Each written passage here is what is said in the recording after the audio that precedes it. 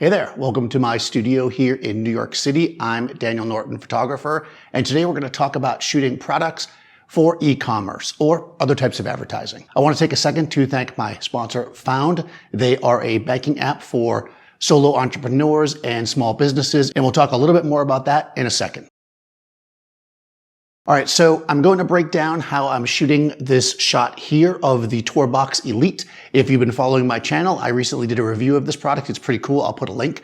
But in any case, the Torbox is kind of an interesting looking device, and I thought this would be a nice challenge, something a little bit more tech and something that uses some reflections, because the one I have is actually translucent. So I want to showcase that a bit. I also want to showcase the fact that it's like a dark gray, almost black, and I want to show all the detail, and it's got lots of buttons. So what we want to do is light this thing to bring out the maximum amount of detail and also show that it is translucent and ideally have a cool kind of futuristic, if you will, background. White is so easy to do, so I thought we'd go with black. I want to take a minute to talk about my sponsor, Found.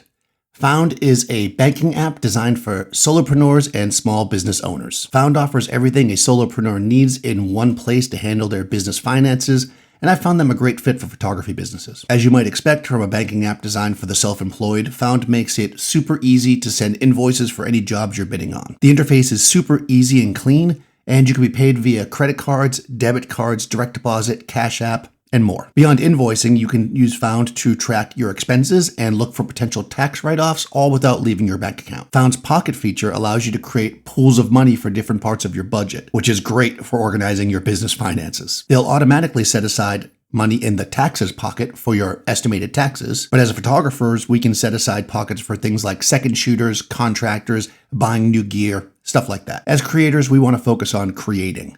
Having a single app where you can handle all your banking needs lets us focus on our craft. Check the description below and you'll find a way to sign up for Found for free. Just takes a few minutes, so I encourage you to check it out.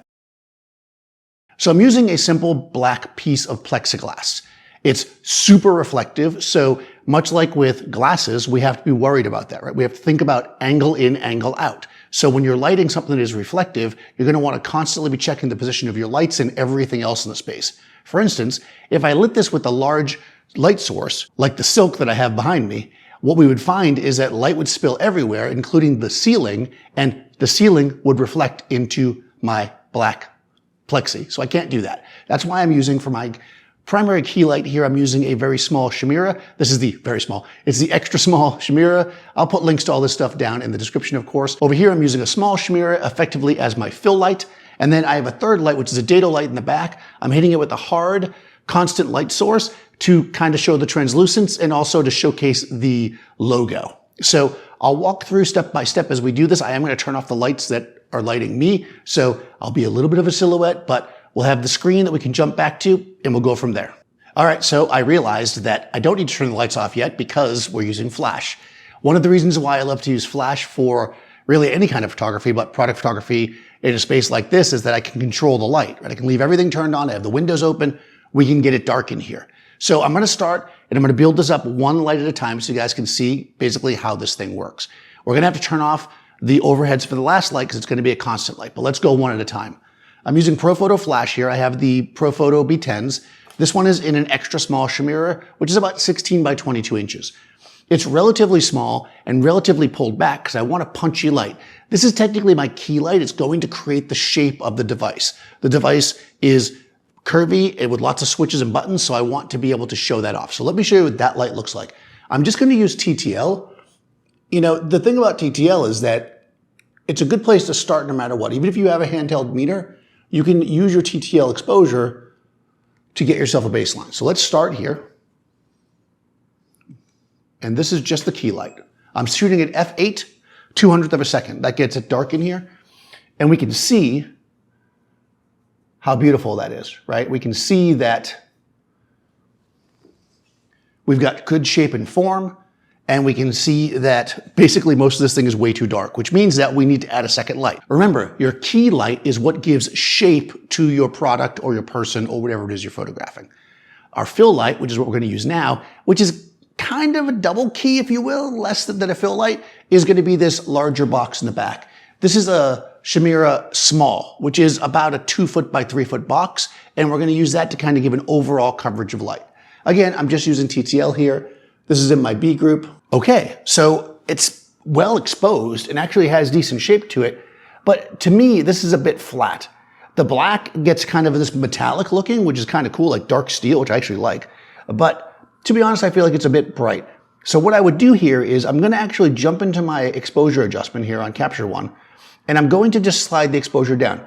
Now, this is because I'm not going to change the key light. It's not going to affect the highlights, or I should say what you see here is not going to be what I want highlight-wise, but what I'm looking at is this space here.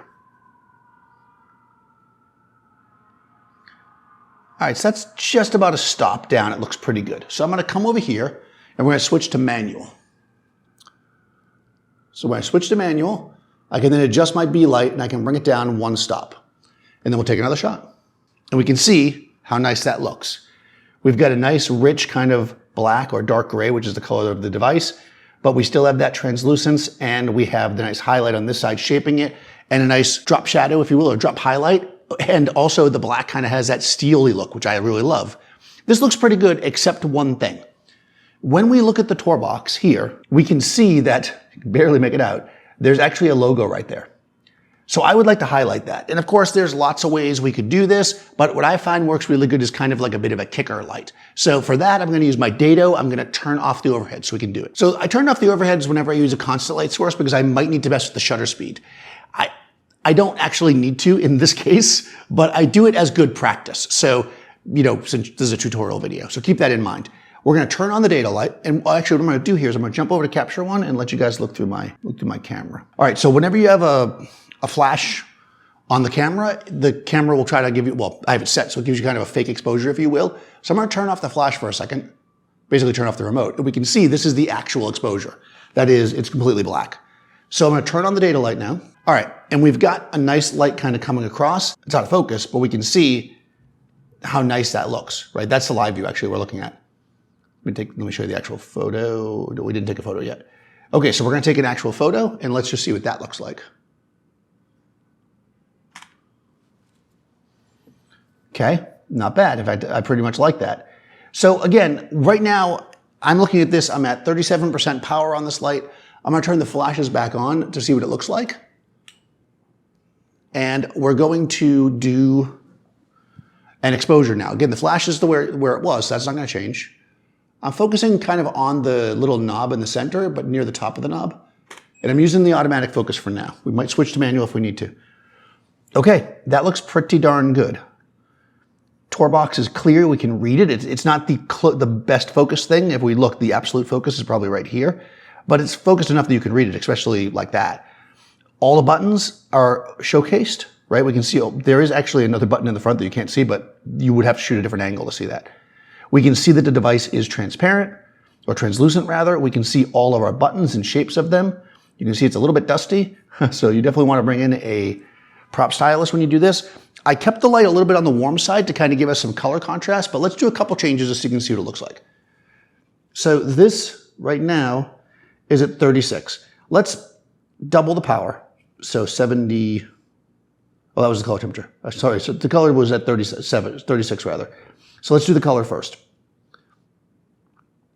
Let's bring the color up to match the flash, about 5600. Let's see if we like that. What's interesting is the color of light will also affect what the exposure looks like. So we'll likely have to adjust our exposure as well. Yeah, that makes it a little bit more high-tech looking. I kind of like the other one. It feels more comfortable to me, like this. But, you know, again, that's easy enough to do. Now, let's mess with the power a bit. I misspoke. I said it was on 37, but it was on 27. So I'm going to double the power and bring it up to 54. That's one stop. Let's see if we like it brighter. Honestly, in the blue, I actually kind of like it brighter, but in the orange, I kind of like it more dull. I think it works. It has that little more of a high-tech look, because here it clearly feels like a different light, right? Whereas here it could match this light over here, so I'm liking this exposure with this one. And either one of these is nice. I think I might do another one with the warm light and just turn it down even more, just to see what it looks like. Okay, so I went about half a stop here. Okay, that's nice. This actually is nice looking at it from far away, but I think it doesn't choke. not sure if it showcases the tour box well enough, so I would keep all these as options for a client, right? That's many options. They can choose from whatever they like. But I think I've sold myself on the blue one now. All right, so that's how you can take something simple, right? A small handheld device, and think about it in a way that puts it in a world that it feels like it should fit, right? Ultimately, it's going to end up probably on your messy computer desk, but in the photo, it's in this high-tech environment with the light shaping it and showing all the form. That's what we want to think of when we shoot product photography like this. Let me know what you guys think about this, or if you want more product photography videos or other types, put a comment below and, we'll talk about it. Again, I'd like to thank Found for sponsoring this video. Go check it out. The link is in the description. Also down there, you'll find a link to my Discord server. Sign up over there and let's talk. I'll talk to you soon.